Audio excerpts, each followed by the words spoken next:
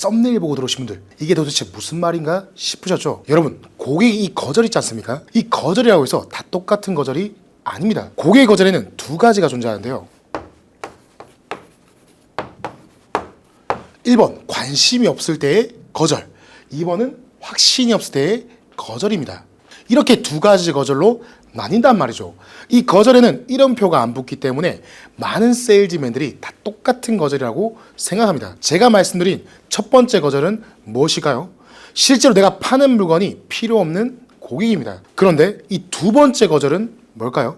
바로 우리가 찾고 있던 잠재 고객들입니다.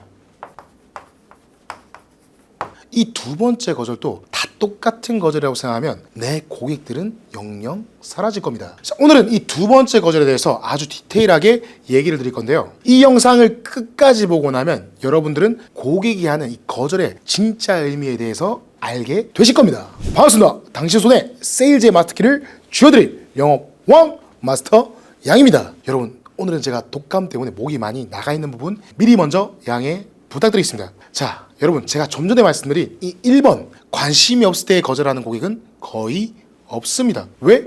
애초에 미팅에 나오지도 않았을 테니까요. 그 말은 대부분 이 두 번째 거절, 즉 확신이 없어서 일단 거절을 하고 본다는 건데요. 영업 현장에서 가장 흔한 상황을 같이 한번 떠올려 보겠습니다. 제품 설명이 끝났고 고객은 고개를 끄덕입니다. 뭔가 반응이 괜찮아 보이죠? 그런데 마지막 순간 고객이 이렇게 얘기합니다.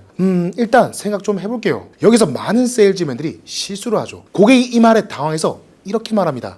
고객님, 결정을 미룬 이유가 무엇일까요? 처럼 말입니다. 그리고 그 순간부터 계약은 점점 더 멀어집니다. 내 설득이 곧 압박으로 느껴지고 시간 좀 주세요는 안 할게요로 변해버립니다. 그러니 여러분 꼭 기억하십시오. 계약을 원한다면 고객이 거절한 순간만큼은 귀머거리가 되어야 합니다. 고객이 생각해 볼게요 라고 말했다면요, 그 말을 듣는 순간부터 그 말을 들리지 않는 것처럼 행동하세요. 무시하라는 뜻이 아닙니다. 해석하지 말고 받아들이지도 말라는 겁니다. 그저 여러분이 하려던 이야기를 계속 이어가십시오. 여러분이 파는 상품의 가치를 보여주는데 집중하고 고객의 삶에 어떤 변화가 생길지를 보여주는데 집중만 하시면 됩니다. 거절에 반응해버리면 세일즈는 거기서 끝나버립니다. 이럴 때 여러분이 해야 하는 일은 설득이 아닙니다. 그저 보여주는 겁니다. 이 상품이 어떻게 고객의 삶을 바꿀 수 있는지, 이 선택이 왜 합리적인지 구체적으로, 현실적으로, 감정적으로 말이죠. 이때 핵심은 흐름을 끊지 않는 겁니다. 자, 고객이 생각해볼게요 라고 말해도 마치 그런 말이 없었던 것처럼 자연스럽게 다음 장점으로 넘어가십시오. 이렇게 말이죠. 그럼요 고객님, 이 기능이 고객님 상황에 굉장히 유용하거든요. 이런 식으로 말이죠. 고객이 생각 좀 해볼게요 라고 말하는 순간 단순히 거절로 받아들이지 마세요. 그건 거절이 아닙니다. 고객 입장에서는 불확실성에 대한 방어의제일 뿐이죠. 사람 불안할 때, 그리고 확신이 없을 때 자신의 감정이나 판단을 지키기 위해 보류라는 가면을 씁니다. 그 가면 뒤에는 조금 더 설명해줘, 내가 모르는 뭔가 있을지도 몰라,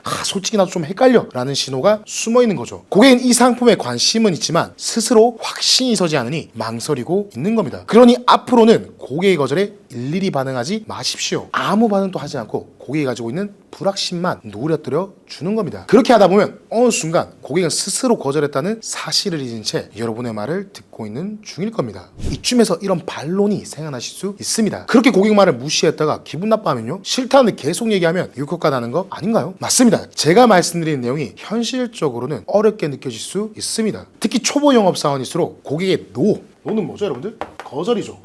이 거절에 반응하는 것이 어색하고 불편하게 느껴질 겁니다. 무시한다라는 표현이 주는 정서적 부담도 크고요. 그런데 진짜 무시는 말 자체가 아니라 이야기를 중단하는 겁니다. 고객이 고민 좀 해볼게요 라고 말할 때 그럼 연락 한번 주세요 라고 말하며 끝내는 것은, 그게 바로 진짜 무시입니다. 우리 세일즈맨들이 가장 중요한 것은 고객이 충분한 확신을 가질 때까지 계속 설명하고 보여주는 겁니다. 단 고객이 이해할 수 있는 언어와 방식으로 말입니다. 자, 그렇다면 어떻게 해야 고객의 노에 흔들리지 않고 자연스럽게 설명으로 이어갈 수 있을까요? 바로 고객을 설득하는 게 아니라 질문하는 겁니다. 현실적으로 쉽게 적용할 수 있도록 3단계로 나누어 말씀드리겠습니다. 먼저 1단계.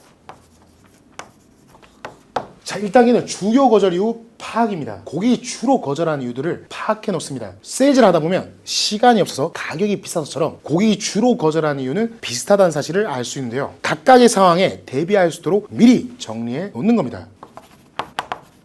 2단계는 해결책 준비인데요. 그 해결책을 미리 준비해 두는 겁니다. 만약 고객이 주로 거절하는 이유가 가격이라면 이 가격 쪼개기는 제가 개인적으로 좋아하는 스킬 중에 하나인데요. 쉽게 말해서 한 달에 30만 원짜리 물건이라면 하루에 10,000원이라고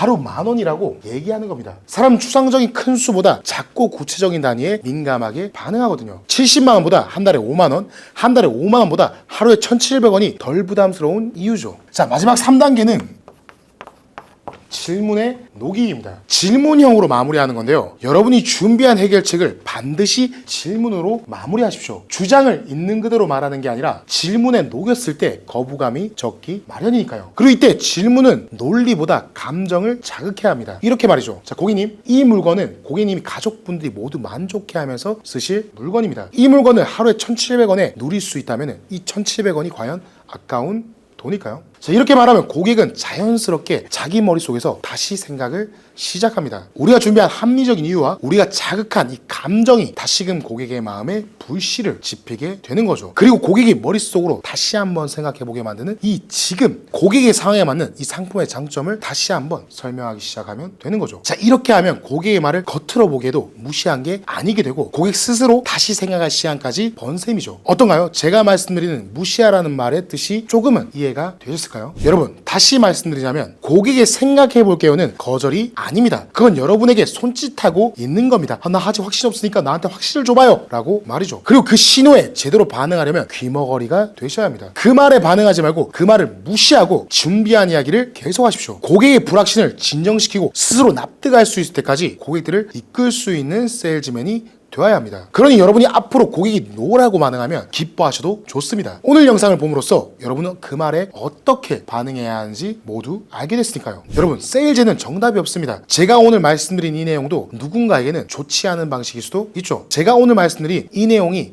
누군가에게는 도움이 안 되는데? 라고 할 수도 있죠. 저 또한 세일즈 초보였을 시절에는 세일즈 책도 보고 영상도 많이 봤는데요. 한 번씩은 이 영상 별론 같은데?